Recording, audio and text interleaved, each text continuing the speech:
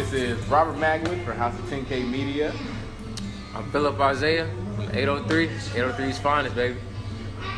So Phil, aka Mr. Phillip Isaiah, That way. Twitter legend, campus legend, alpha man, Yeah, smart black man, that way. future Migo. Are they looking for a fourth? I mean, if they're I heard looking they for were a trying fourth, to incorporate singing and stuff into their music. So I'd be that guy. I don't Sit think back, my bro. name fits with them though. no, Nah. Philo. Take off, Offset, Quavo, Phillip Isaiah. It don't really. Right. It's not French. It's for them. That's why it doesn't work. They got it. Cool. I'll let them have that. So, everybody knows you're a singer of some sorts, a rapper at times as well, freestyle champion, cipher legend as well. Chill out. No, Nah, I just do that rapping stuff for fun, man. just for fun. Just for fun. That's cool. But where did it all start though? I mean, the people want to know, like, who first got you singing? Like, was it like you just came out the womb like on key? Like, Yeah. Pretty much, honestly, like when I came out, it was a perfect C. C as in C. The doctor actually said it was a perfect C Did they like when I cried. Yeah, tone. Wow. No, I'm No bullshit. conductor. No. I'm bullshit. No. Honestly, I really didn't like singing. It was something I was forced to do when I was young, like growing up, singing on the choir and whatever. Like I could sing, but like I didn't like it. All right, so church choir beginnings. That's all fun and dandy. But Yeah. where did Mr. Phillip Isaiah, when did he start singing? Because everybody knows, everybody starts in church choirs. I used to sing in church choir, and I can't hold a note. Mr. Phillip Isaiah. Wow. I mean, I started to notice that females like singing. That kind of helped out a little bit. But Okay. the first time I actually realized that I had a love and a passion for singing was singing in front of my high school. It was a Christmas program, man. It was wild, man. So they called out the gospel choir, and we sung This Christmas, but the way we came out was crazy. It was like we were sitting in the crowd, and then the whole choir got up and sang. But when it was my turn to sing, I was still sitting in the crowd. I came out, I was like, hang on the mistletoe. Yeah, but hey. Okay, they're not ready. They're not ready for that. Yeah, no, but that's when I realized like I really had something that people could look at and be like, he's gifted, he's talented. Wow. Real. So it was a pretty young age, and you were just talking about Chris Brown's version of This Christmas, I'm assuming? Yeah. Is Chris Brown one of your influences or anything like that? Or Yeah, man, I really look up to Chris Brown, man. Chris Brown being an overall entertainer, man, he's a spectacle to look at, man. who's some of your other influences? Like, I don't know, Luther? You like Luther? I like Luther. My dad listens Barry to a lot. White? Is that one? No, I'm a little off. Honestly, I'm gonna let you. honestly, man, I listen to a lot of '90s music, man. Yeah, a lot of '90s music. What you know about the? So like my influence, like my main influence is Jodeci, like them as a whole, man. Like Casey and JoJo, like really had that feeling. That's what I think music is missing. I like that feeling. I'm just taking a little notes here for the ladies. I'm sure they're taking notes as well. Jodeci. Yeah. Cool. D'Angelo too. D'Angelo. In case you don't know, that was a reference to the cornrows that I used to. We'll No, I talk just about like it later. that D'Angelo. No. I just like I D'Angelo a thought lot. but we said earlier in the car. No, Anyway. I mean you did have the D'Angelo braids. How does it feel? Cut that out. So, well, that's nice. That's nice. So we know about a little bit about your beginnings, where you started. But what you doing now, Phil? Like how old are you now? 20? I'm 23. 23 years old. I'm old as You're hell, entering man. real life. What's next for Phil? Like, church choirs and stuff only go so far. No, man, I'm working on getting up out of here, getting out of Clemson with this graphic communications degree. But I'm also working on bettering myself and perfecting my craft with the arts. Doing a lot of music right now, recording with my boy Thor. I don't know, y'all know Thor. My boy Connor Duddy. Shout out to Connor. My man Mac put me on him. I don't know, man. I'm just working on the project right now, trying to get ready for the summer. Okay, trying to keep the people guessing. I understand. Yeah.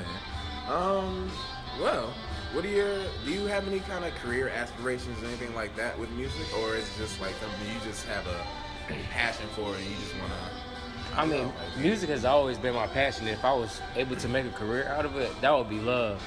But right now, it's just me being able to express myself and actually bring back the feeling that you once had when you listened to R&B. I feel like we miss that nowadays, and it's just either a lot of singing or a lot of mainstream music. But I think what I want is the feeling to come back, man. Oh, that actually brings me to my next point. I was gonna ask you about black artists today versus black artists then. I know back then they didn't really have the Twitter, the SoundCloud links. It wasn't as easy to get exposed. Mm-hmm. So how do you make sure that what you're putting out to the people isn't just, something they should just DM my SoundCloud link, I'll just listen to it later. Like, how do you know that what you're bringing is, quality and what people want to listen to? I mean, who I am is somebody who I like to pride myself with a great taste in music. You know what I'm saying? And like people around me do know that and respect that. So like if I'm making music and they know who I am, I ain't about to put out no bullshit. Real life though. Real life. That's important. And I like to think of myself as genuine. Like when you have genuine music or real music, people are gonna flock to that regardless. All it takes is one person to say like, hey, like this music is really good. And that leads to another person to be like, okay, no, that nigga's like he really has it. Like I had a little bit of success with my first single, Feel. Like definitely heard that one. It's not. Oh man. It's not no bullshit, man. And I got more for y'all. I definitely feel that. I'll see what you did. Quality. Okay, so now we're gonna get into a little more personal things. I know you say you're a Clemson student here, South Carolina. Yeah. The South. How is it? What are some of the problems and some of the struggles you face being a black artist in the South? And maybe even especially here at Clemson University. The biggest problem I've seen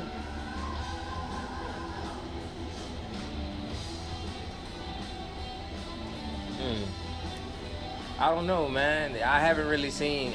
It's early for me, and I've seen a lot of artists that are out here, trying to do it. But I feel like a lot of times we don't reach out to each other. I feel like it's either us reaching out or having actual support. You know what I'm saying? People don't support their own, and I feel like we have some talent in South Carolina. We have some crazy talent in South Carolina. Right. Shout out to Liddy and Goose, my boy Spidey from Irmo, man. Hey, there's some talent out here in South Carolina. It just needs, just waiting on that moment, man. Waiting on that wave to take over. Somebody gonna hear a South Carolina artist, and after that, it's over. I think we're definitely trying to put some more South Carolina artists on the map because we definitely feel like there's quality there. Yeah. And it needs more exposure, and support is important. I definitely like that point you made about support. Wow.